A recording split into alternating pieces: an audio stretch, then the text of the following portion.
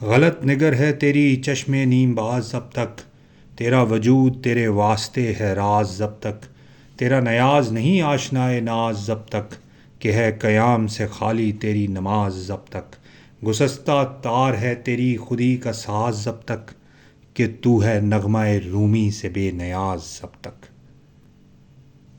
اقبال کی یہ نظم، جس کا عنوان رومی ہے، ضرب کلیم سے لی گئی ہے اور صرف 3 ہی اشعار پر مشتمل ہے۔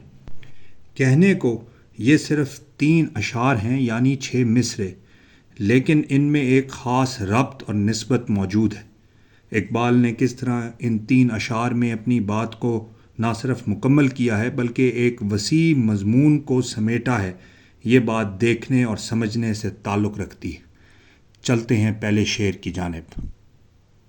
غلط نگر ہے تیری چشم نیم باز اب تک، تیرا وجود تیرے واسطے ہے راز اب تک۔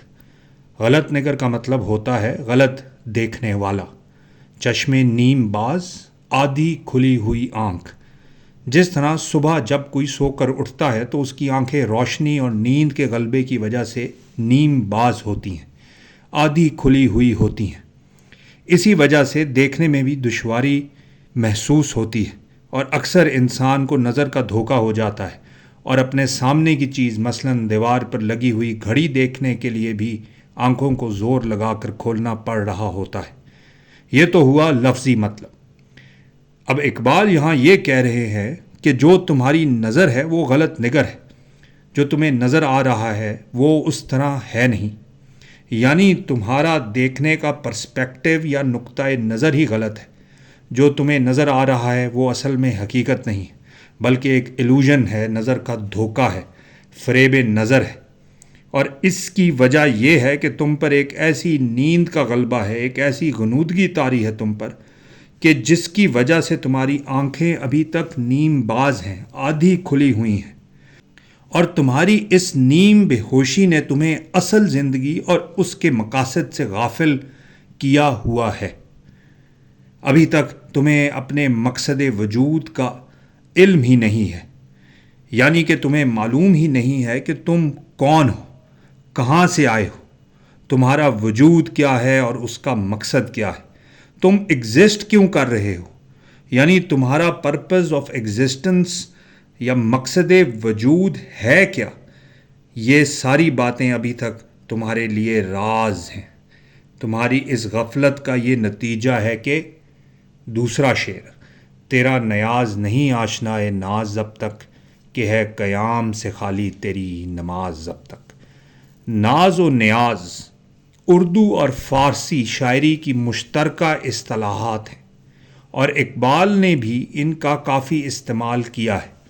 آپ یہ سمجھ لیں کہ بنیادی طور پر نیاز عاشق کی ادا ہے اور ناز معشوق یا محبوب کی ادا ہے۔ نیاز اصل میں ایک عاشق کی طلب ہے، یہ وہ حاجت یا آرزو ہے جس کی وجہ سے اسے حسن اور عشق کے آگے عاجز ہونا پڑتا ہے، نیاز مند ہونا پڑتا ہے۔ اسی لیے انسان نیاز مند ہوتا ہے اور رہتا ہے، اور اسی لیے اللہ سبحانہ و تعالیٰ ہر چیز سے بے نیاز ہے۔ بندے کی ادا نیاز ہے اور حسن ازل کی ادا ناز ہے۔ اور علامہ اقبال یہ کہہ رہے ہیں کہ تیرا نیاز نہیں آشنائے ناز اب تک، یعنی ابھی تک تیری ادائے نیاز کو ادراک ہی نہیں ہے کہ اس حسن کی ادائے ناز ہے کیا جس کا تم عاشق ہونے کا دعویٰ یا کلیم کرتے ہو۔ تم اس سے ابھی تک آشنا ہی نہیں ہو، اور اس سب کا کیا اثر ہے کہ ہے قیام سے خالی تیری نماز اب تک۔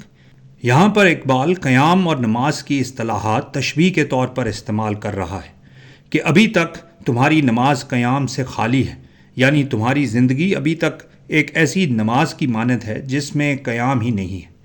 یہی بات شیطان کی زبان سے طنزیہ طور پر ابلیس کی مجلس شورا میں اقبال نے کہی ہے ازل سے ان غریبوں کے مقدر میں سجود، ان کی فطرت کا تقاضا ہے نماز بے قیام، آرزو اول تو پیدا ہو نہیں سکتی کہیں، ہو کہیں پیدا تو مر جاتی ہے یا رہتی ہے خام۔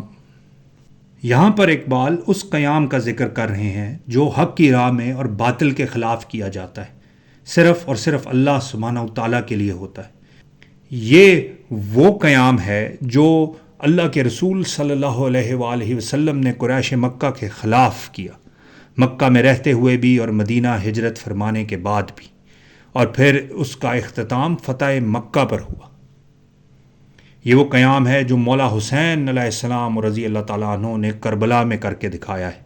اپنی گردن تو کٹوا دی لیکن ظلم اور جبر کے سامنے سر نگوں نہیں کی۔ یہ وہ قیام ہے جو صلاح الدین ایوبی نے صلیبی جنگوں میں کر کے دکھایا، اور یہ وہ قیام ہے جو ٹیپو سلطان نے انگریز سامراج کے خلاف کیا۔ اقبال آپ کو یہاں یہ سمجھا رہے ہیں کہ کیونکہ آپ کی آنکھیں نیم باز ہیں اور وہ اس زندگی کو غلط طریقے سے دیکھ رہی ہیں، غلط نگر ہیں، غلط منظر آپ کو دکھا رہی ہیں، اسی لیے نہ تو آپ ناز و نیاز سے آشنا ہیں اور نہ ہی اپنے وجود کے راز سے، اور اسی لیے اس قیام سے دور دور تک آپ کا تعلق ہی نہیں ہے جو ایک مرد مومن کی پہچان ہے اور اس کے شایان شان ہے۔ اب یہ سب کچھ کیوں ہو رہا ہے، اس بات کو علامہ اقبال آخری شعر میں اور زیادہ کھولیں گے اور ہماری اس بیماری کی تشخیص بھی کریں گے اور اس کا علاج بھی ہم کو بتائیں گے۔ گسستہ تار ہے تیری خودی کا ساز اب تک، کہ تو ہے نغمہ رومی سے بے نیاز اب تک۔ گسستہ کا مطلب ہوتا ہے ٹوٹا ہوا، یعنی تمہاری خودی کے ساز یا انسٹرومنٹ کی تاریں ہی ٹوٹی ہوئی ہیں، یعنی تمہارا پروان چڑھنا، تمہارا براٹ اپ ایسے ماحول میں ہو رہا ہے جہاں تمہاری خودی کی پرورش ممکن ہی نہیں رہی۔ تمہیں معلوم ہی نہیں کہ خودی کا جہاں ہے کیا۔ وہ فریب خوردہ شاہین کے پلا ہو کرگسوں میں، اسے کیا خبر کہ کیا ہے راہ و رسم شہبازی۔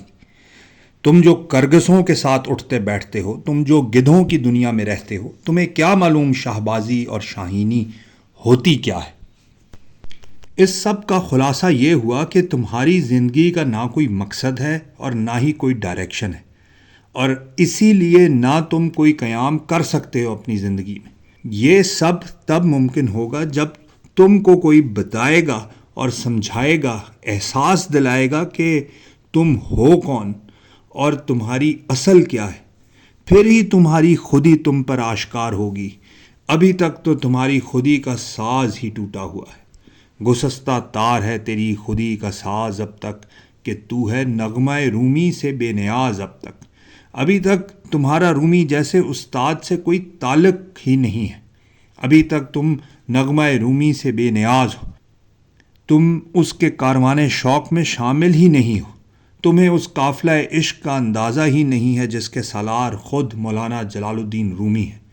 تم عشق کو صرف دیوانگی سمجھتے ہو، جبکہ رومی اور پھر اقبال خود عشق کو علم اور حقیقت سے بڑھ کر قوت سمجھتے ہیں، بلکہ اس کائنات کی سب سے طاقتور حقیقت رومی کے نزدیک بھی اور خود اقبال کے ہاں بھی عشق ہے۔